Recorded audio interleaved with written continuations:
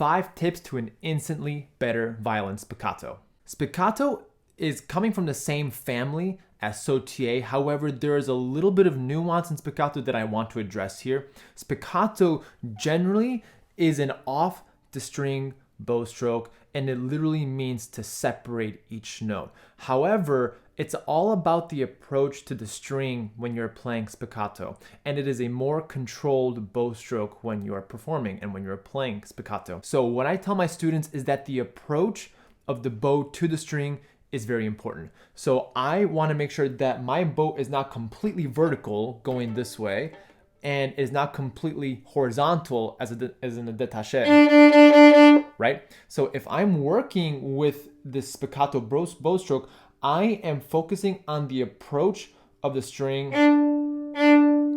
this way. And that's my first tip for you, is the approach to the string. And I always like to have a little bit of an angle of my bow, as you can see here. Sometimes your teacher may not want you to have an angled bow just yet, so talk to your teacher after watching this video. Hey, I saw this random YouTuber guy talking about spiccato. He talked about his bow angle. So the angle of the bow actually helps me get a nice round sound with spiccato without having it sound so sharp. Again, it depends on the composer and the music in which you're playing. So if I'm playing something a little bit more spiccato, not to get it mixed up with staccato. Staccato is on the string versus spiccato, which is off the string. And I am going for a little bit of a cushion, as you can see, maybe right over here. You can see a cushion between the string, the bow and the string. And I am not going literally over the string this way, because I have a harsher and more aggressive sound.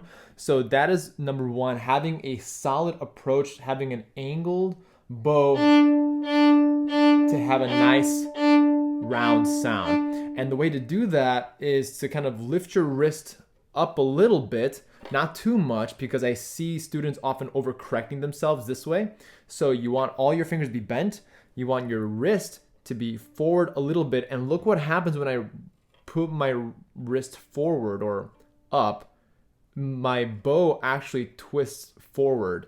And I don't want to do too much, just a little bit, so that way I have that nice, beautiful resonant sound. And then the second thing is the motion of the arm and the fingers. That is tip number 2. So once you have figured out the angle of the bow and the approach to the string, it is all about how I am moving my arm and the fingers. So I can always do spiccato with my fingers, right?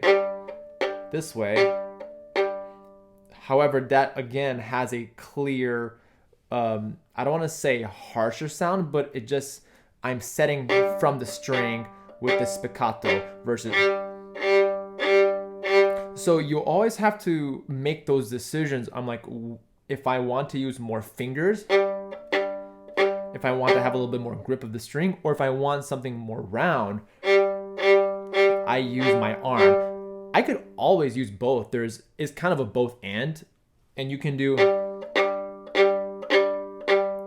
but I find that to be more difficult. I usually choose one or the other. Maybe if I'm playing like Prokofiev Violin Sonata, if I'm doing something like that, then I am doing a lot more arm and finger action. But if I'm using more down bow, up bow, it depends on the context. It really, and I'm gonna show you a real life example as to how I would use spiccato in a real world setting. Now you might have noticed this motion that I'm using with my arm or my fingers, and I call this the banana motion. And I'm going up and down this way. I'm not going horizontal or too vertical, because that's not the sound that I'm trying to get at. So if I'm trying to do this kind of spiccato sound, on a micro level, I'm doing tiny little banana shapes.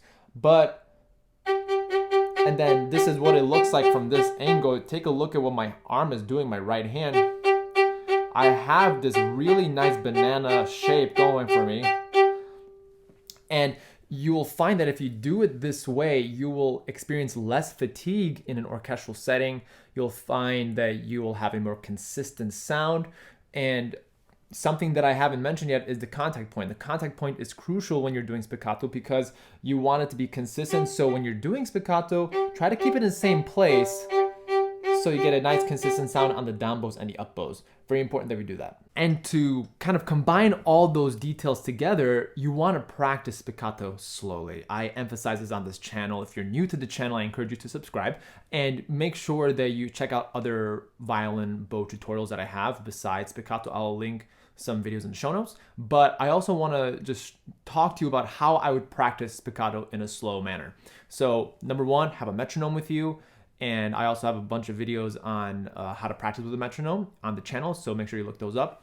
So when I'm playing spiccato, I'm really trying to analyze what my arm is doing along with my body.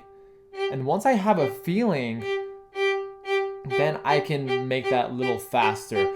A real world example is Wolfgang Amadeus Mozart's Magic Flute Overture, second violin. So this is an orchestral excerpt, so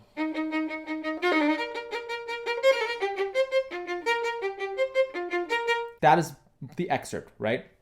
So when I used to practice this in conservatory very slowly, and when I still practice this excerpt, I'm really trying to kind of do everything on a micro level to see how my fingers are working, how my arm is working, how my wrist is working, and of course having good posture, having a relaxed posture. So if I'm playing slowly,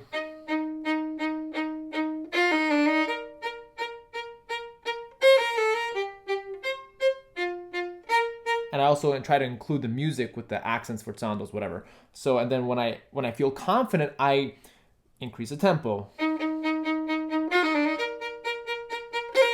But it's no different. I still use banana shapes, as you can see on my right hand, and then in tempo.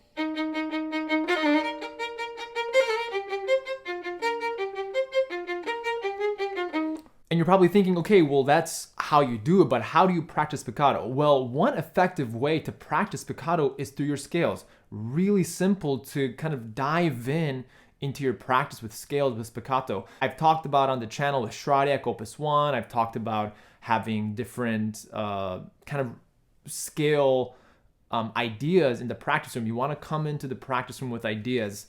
And this is one of them. If I'm playing spiccato, I can do G major just for fun, or I can do a triplet, and I can combine that with an arpeggio, for instance. So don't make practice boring just with the traditional sort of all that stuff, but you can do all that stuff with the spiccato, and I think that will really propel you into having a more solidified spiccato. But if you're still unsure with how to hold the bow with the motion, if you're interested in a different bow stroke and how this might be similar or different from Sautílle, I have a bunch of videos over here for you to take a look at to expand your knowledge on the bow.